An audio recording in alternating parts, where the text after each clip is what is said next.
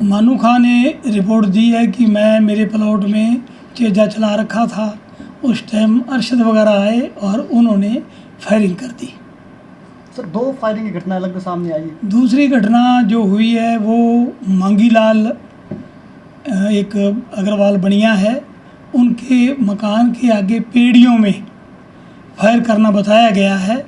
जो पेड़ियाँ थोड़ी सी टूटी हुई हैं, फायर जैसे अलामत नज़र आ रहे हैं, जिसमें भी अरशद का नाम है। सर क्या वजह हो सकती है फायरिंग, कुछ वजह सामने आई? वजह तो प्लॉट का इनका विवाद था, मानू खां वाला तो।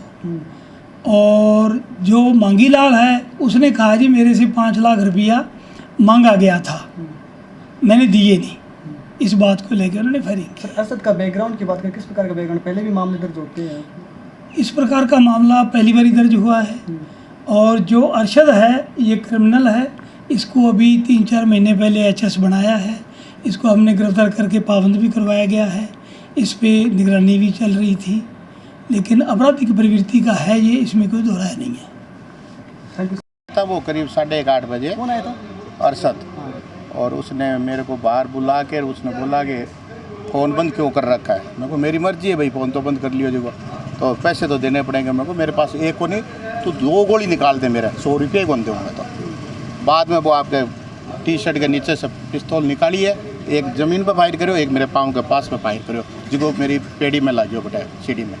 पहले से कोई जानकारी थी अरशद के साथ आपकी? मेरी कोई जानकारी को नहीं है, कोई आंगली लगाई भी से वो मेरे सागे मेरे बदमाशी करनी चालू कर दी। पहले भी कभी संपर्क किया था अरशद? हाँ उसने किया था, और तीसरे आदमी से फैसला करा के उसको पैसे भी दिए थे उसको। कितने पैसे दिए? 50,000। कब दिए? ये देख, ये टाइम तो ये है दिसंबर के लास्ट की या जनवरी फर्स्ट वीक में। अब आपने मामला दर्ज करवा दिया? मामला दर्ज करवा दिया थाने में? हाँ करवा कितनी दिया। गोलियां चलाई आप पर आज? 2, एक नीचे ज़मीन पे चलाई और एक चलाई मेरे पाँव के पास में। क्या कह के गया कुछ जाते जाते? बस जाते ये कहेगा पैसे दे, तेरे बेटे को मारूंगा। आपका नाम सर? मांगीलाल जयसंसरिया। एक ज़माने में चूरू जिले के राजगढ़ को क्राइम का क्षेत्र माना जाता था। यहाँ पर आए दिन फायरिंग, रंगदारी, गुंडागर्दी जैसी घटनाएं होती रहती थी। लेकिन सरदार शहर भी तेजी के अंदर इस प्रकार की घटनाएं सामने आ रही। ताज़ा मामला सरदार शहर में देखने को मिला, जहाँ पर महज 1 घंटे के अंदर 2 बार फायरिंग की घटना हुई है। हमारे साथ सरदार शहर के वरिष्ठ वकील हैं, इनके परिवार के ऊपर भी फायरिंग की घटना हुई, उनसे जान लेते हैं पूरा क्या कुछ मामला है। सर जिस प्रकार से फायरिंग की घटना सामने आई, क्या कुछ मामला है? ये मामला ऐसा है कि साहब शहर में एक गैंगस्टर अपने आप को बड़ा गुंडा समझता है और अपने आप को साबित करना चाह रहा है कि मैं बड़ा गुंडा हूँ। इस बात को लेके पिछले 2 साल से वो परेशान कर रहा है। पिछली 21 तारीख को भी उसने हमारी ज़मीन पर अवैध कब्जा करने की, पट्टिया और तार चोरने की घटना की थी। उसका हमने मुकदमा दर्ज कराया था।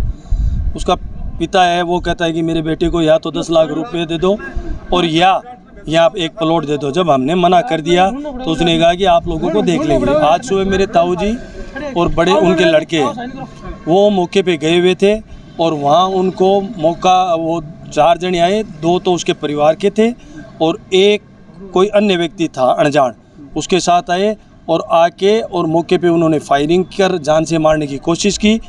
तो वहाँ ताऊ जी वो है जो बुजुर्ग है, वो लड़खड़ा के गिर गए। तो उनको ऐसा प्रतीत हुआ कि गोली इनको लग गई है, तो वो घबराकर वहाँ से भाग गया। वहाँ से उसकी हिम्मत देखिए आप, वहाँ से वो रवाना होकर शहर में आता है और बीच मार्केट में एक मांगीलाल जी जयसंसरिया उसके घर जाता है, उससे 5 लाख फिरौती मांगता है और उसमें फायरिंग करता है। तो शहर में इस तरह की घटना मैंने अपने जीवन में पहली बार सुनी है कि इस तरह से एक व्यक्ति सरेआम हथियार लेके घूम रहा है, कहीं इधर फायरिंग कर रहा है, उधर फायरिंग कर रहा है। तो बड़ा सोचनीय पर्सन है। शहर के लिए मेरे हिसाब से ये बड़ी तकलीफ दे चीज़ है और आम नागरिक के लिए संकेत अच्छे नहीं आए। सर जिस प्रकार से फायरिंग आपके ऊपर हुई, आपने पूर्व में मामला दर्ज करा दिया था, तो आपको नहीं लगता कि पुलिस प्रशासन की फेलियर रहा है, उनको भी सोचना चाहिए? प्रशासन ने 3-4 बार इस मामले में रेड की थी, लेकिन प्रशासन को खाली मेरे हिसाब से रेड तक नहीं रुकना चाहिए था। अगर एक व्यक्ति जो बार बार ऐसी वारदात कर रहा है और जो आइडेंटिफाइड है और जिसके ऊपर कम से कम 20 से 25 मुकदमे दर्ज हैं, उस आदमी पे तो पहले से ही निगरानी नहीं चाहिए पुलिस को कि ऐसा अपराधी तत्व है, वो बाहर घूम रहा है तो वो कभी भी कोई बड़ी घटना कर सकता है।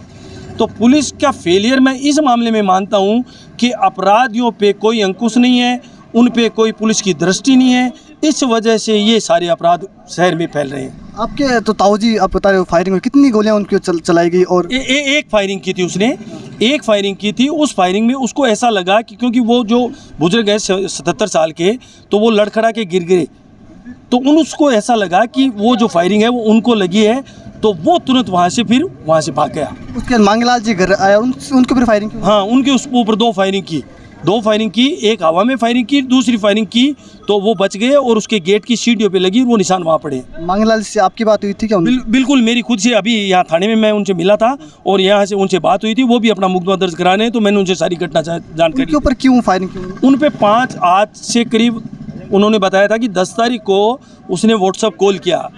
अब शातिर बदमाश है, इसका आप इस बात से अंदाज़ा लगा सकते हैं कि किसी को भी अपनी सिम से फ़ोन नहीं करता है, व्हाट्सअप के नंबर ले रखे गए हैं, विदेश से आईडी मंगा रखी है, उससे लोगों से कॉल करता है और उसी से उनको 10 तारीख को उनको कॉल किया, 5 लाख रुपये उसे मांगे, वरना उसके छोरे को मारने की धमकी दी।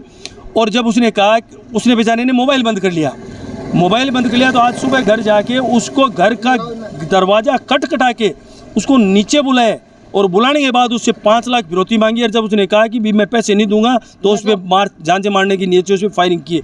ये हालत है। तो जिन पर फायरिंग हुई वो खुद पूर्व में पार्षद रह चुके हैं, उनकी वर्तमान पुत्री भी पार्षद है। अब आपके प्रशासन से क्या कुछ मांग? प्रशासन से हमारी मांग है कि उसको तुरंत से तुरंत गिरफ्तार करो और उसके परिवार में उसका लोग जो सहयोग कर रहे हैं और उसके जो साथ थे उनको तुरंत गिरफ्तार करो।